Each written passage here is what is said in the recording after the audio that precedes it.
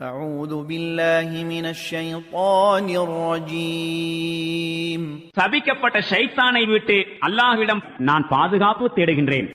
ومن يسلم وجهه إلى الله وهو محسن فقد استمسك بالعروة الوثقى وإلى الله عاقبة الأمور.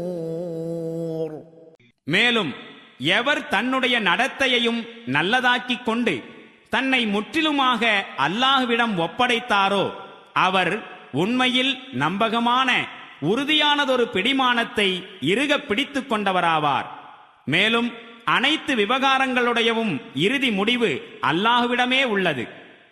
ومن كفر فلا يحزنك كفره إلينا مرجعهم فننبئهم بما عملوا إن الله عليم بذات الصدور.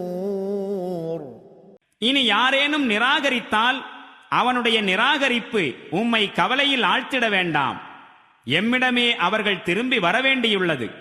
அப்போது அவர்கள் என்ன செய்துவிட்டு வந்துள்ளார்கள் என்பதை அவர்களுக்கு நாம் அறிவித்து விடுவோம். நிச்சயமாக அல்லாஹ் நெஞ்சங்களில் மறைந்திருக்கும் ரகசியங்களை அறிந்தவனாக இருக்கின்றான்.